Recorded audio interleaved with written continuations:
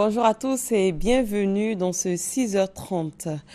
L'eau potable a jailli hier à Bonoua. Les populations d'Abidjan Sud, Nord et de quelques villes de l'intérieur ne connaîtront plus de difficultés d'accès à l'eau potable. Le président de la République, Alassane Ouattara, a annoncé les couleurs en inaugurant ce lundi la station d'eau de Bonoua. 2 millions de personnes vont en bénéficier. L'eau potable est désormais disponible pour 2 millions de personnes en Côte d'Ivoire et c'est avec bonheur que les populations ont assisté à l'inauguration de la station d'adduction en eau potable de Bonoua hier lundi par le président de la République. Notre reporter Patricia Omouetia nous parle des retombées positives de cette action. D'une capacité de 80 000 m3 par jour, la station de traitement d'eau potable de Bonoua est un grand pas vers la résorption totale des problèmes d'eau à Abidjan. Ce projet, en lui seul, enverra dans le réseau de distribution 80 000 m3 par jour. Donc je considère qu'il y a une urgence à inaugurer ce projet. À la fin de ce projet, on aura mis à la disposition des populations ivoiriennes 600 000 m3, ce qui comble tout à fait le déficit.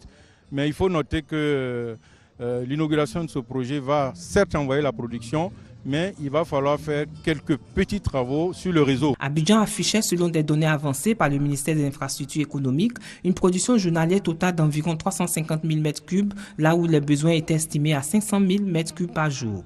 La station de Bonoua vient améliorer l'approvisionnement en eau potable de l'île de Petit Bassam, qui regroupe les communes de Makori, Koumassi, Trècheville et Port-Boué. Et celui qui donne l'eau donne la vie. Je pense que les populations de Makori sont très fières de leur président. Aujourd'hui, nous avons tenu à être là pour traduire notre reconnaissance au chef de l'État qui a pris cette dimension en main. Le chef de l'État a rendu à nos populations leur dignité de citoyens du 21e siècle. Le projet d'alimentation en eau potable d'Abidjan, à partir de la nappe du Sud Comoé, est estimé à 50 milliards de francs CFA.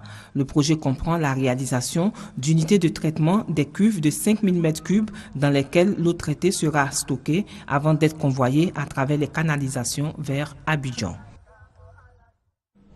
Le président de la République se rendra vendredi prochain dans le département de Sassandra à la faveur d'une visite d'État, visite qui le mènera aussi à San Pedro et dans la Nawa. Les populations de Sassandra sont, elles, heureuses et impatientes de recevoir le chef de l'État. Élu et cadre du département prépare activement son arrivée, nous dit Michel Digri. Le stade de Sassandra en plein travaux pour accueillir le meeting du président dans la ville. Les autorités locales s'assurent que le site sera livré à temps. Plusieurs rencontres d'échange avec les populations sont également initiées pour la réussite de ce rendez-vous aux enjeux importants pour la localité. Nous avons la mer, nous avons le fleuve Sassandra. Nous avons aussi les activités agricoles aussi qui sont là. Il y a plein de projets aujourd'hui qui sont déposés sur la table, mais qui souffrent, qui n'ont pas encore de financement. Donc nous pensons très bien que l'arrivée du président de la République va pouvoir décanter la situation de la jeunesse pour qu'elle puisse véritablement, un temps soit peu souffler. Qu'ils viennent pour dire un seul mot et puis notre région sera totalement guérie, notre région sortira totalement de sa léthargie et puis bon, les conditions de vie des parents et de tout le monde des populations, ces conditions seront améliorées. Aux côtés des autorités locales, des cadres de la région ont décidé de parcourir les villages pour sonner la mobilisation. Nous voulons que, comme un seul homme, toutes nos populations prennent leurs moyens pour aller à Sassandra, accueillir le président de la République comme il le mérite et demander par la même occasion à son Excellence, le président de la République, que nos populations ont des besoins. Et nous, connaissant l'homme, nous sommes sûrs et certains qu'après son passage, beaucoup des problèmes que vous avez relevés auront des solutions. Des solutions qui certainement permettront de redonner un visage plus reluisant à Sassandra. La localité, comme les autres départements du pays, a été fortement éprouvée par la décennie de crise en Côte d'Ivoire. Les ports autonomes de San Pedro et de Douala unissent leurs forces. Les directeurs de ces deux structures viennent de signer un accord de coopération et d'amitié en vue de partager les expériences, histoire de mieux gérer les deux ports. La signature de cet accord s'est faite en présence du ministre camerounais des Transports et du directeur de cabinet du ministre ivoirien des Transports, Gaoussou Touré.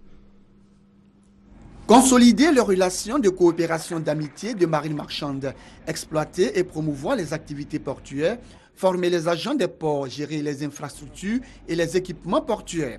Tel est le contenu de l'accord signé par les directeurs généraux des ports autonomes de San Pedro en Côte d'Ivoire et de Douala au Cameroun. Accord qui vise le renforcement des échanges d'expériences en matière de développement portuaire, la lutte contre les disparités régionales. C'est à partir du grand port de Douala, mais également à partir de l'expérience que nous pourrons tirer, que demain, les quelques erreurs qui auront été commises devraient nous permettre justement de développer notre port dans un esprit qui permette à l'économie sous-régionale de pouvoir justement être dans une position gagnante. Nous avons des problèmes communs, nous avons tout à partager ensemble. C'est pour cela que je suis très heureux de savoir que j'ai un partenaire en Côte d'Ivoire, un partenaire portuaire très efficace. Donc nous croyons que San Pedro, c'est le port de Douala, et le port de Douala, c'est San Pedro. Cette signature d'accord de coopération sud-sud s'est faite en présence du ministre camerounais des Transports, le professeur Robert Nkili, et du directeur de cabinet du ministre ivoirien des Transports, Soro Bakary Benjamin. Avant la signature, la délégation camerounaise conduite par le ministre Robert Nkili a pu visiter le port de San Pedro. Ce reportage est signé Kone Pargasoro. Les pays de l'UEMOA entendent harmoniser le baccalauréat, une initiative qui va permettre de valoriser ce diplôme. Pour la concrétiser, une rencontre interministérielle se tient aujourd'hui et ce jusqu'au 6 mars prochain à Abidjan. On en parle avec Franck Wadiou. Le baccalauréat, épreuve ultime avant l'entrée de l'élève au cycle universitaire, est un sésame précieux. Un diplôme dont l'obtention génère quelquefois de mauvais réflexes. Un candidat s'inscrivait au bac en Côte d'Ivoire, il pouvait s'inscrire au bac au Burkina, il pouvait s'inscrire au bac au Bénin, parce que ce n'était pas les mêmes dates. Un constat fait au plus haut niveau dans les États ouest-africains, d'où la question de l'harmonisation de ce diplôme comme solution. La Côte d'Ivoire avait son système d'évaluation, le Bénin avait son système. Donc, comment chaque pays évalue ses candidats? Il était question de vouloir harmoniser tous ces éléments-là. Voilà à peu près les objectifs majeurs. Mais cela ne peut se faire que par des séries de rencontres. Du 3 au 6 mars, donc, ouverture à Abidjan d'un séminaire ministériel d'information et de sensibilisation sur l'harmonisation du bac dans les États membres de l'UEMOA. L'objectif final, c'est d'arriver certainement à un bac dans l'espace UEMOA. Mais en attendant, on met en place des équipes techniques pour commencer à réfléchir à la façon de faire pour aboutir à cet objectif-là. Un atelier technique qui consistera à une harmonisation progressive. Le processus est accompagné par une expertise venue d'Europe et 4 disciplines, le français, l'histoire et géographie, les mathématiques et les sciences de la vie et de la terre sont pour le moment concernées. La Côte d'Ivoire et la République démocratique du Congo se mettent ensemble pour lutter contre la maladie à virus Ebola. Des experts des deux pays ont échangé sur la question. Il s'agissait surtout pour eux de partager leurs expériences. La République démocratique du Congo connaît l'Ebola depuis 1976 et la Côte d'Ivoire cherche quant à elle à accroître ses stratégies de riposte face à cette épidémie mortelle qui a déjà emporté plus de 9000 personnes. On en parle avec Konaté Moussa. 9177 décès dus au virus Ebola sur 22 894 cas de contamination. C'est le dernier bilan de l'Organisation mondiale de la santé en février 2015. Plusieurs pays frontaliers à la Côte d'Ivoire sont touchés. Pas de cas cependant détectés, mais le pays n'est pas à l'abri de la menace. Pour intensifier la riposte, l'Agence japonaise de coopération internationale initie une réunion de partage d'expériences sur la lutte contre l'épidémie en Côte d'Ivoire. La réunion internationale qui débute aujourd'hui a pour objectif de partager la riche expérience et précieux savoir-faire entre les experts des pays africains, en particulier entre ceux de la Côte d'Ivoire et ceux de la République démocratique du Congo en matière d'épidémie Ebola. Il s'agira également de définir une feuille de route pour la mise en œuvre d'un modèle de lutte efficace contre l'épidémie. Un cadre d'échange qui permettra à la Côte d'Ivoire de bénéficier des expériences de la République démocratique du Congo en termes de stratégie de prévention, un pays qui a connu la maladie à virus Ebola en 1976. Le plus important, c'est qu'il faut avoir l'adhésion de la population. Et moi, j'appelle ici l'appropriation de la population. Si la population s'approprie des interventions de lutte contre Ebola, on arrête la transmission. Cette réunion internationale se tient du 2 au 14 mars 2015. Elle sera marquée par une visite des centres de prévention de la maladie à virus Ebola en Côte d'Ivoire. Les 19 chefs de village du canton de Bodougou dans la région du Kabadougou veulent développer leur canton sous la conduite de Doumbia Alassane, le nouveau chef de canton de Bodougou. Ils entendent électrifier les villages, faciliter l'accès à l'eau potable, reprofiler les pistes villageoises et construire des écoles primaires ainsi que des centres de santé. Des actions qui doivent être menées dans l'entente et la réconciliation entre les ressortissants de Bodougou, selon le chef de canton. Soro Corona, Charles Tatou. Le canton Bodougou, dans la sous-préfecture de Tienko, région du Kabadougou, a désormais un nouveau chef.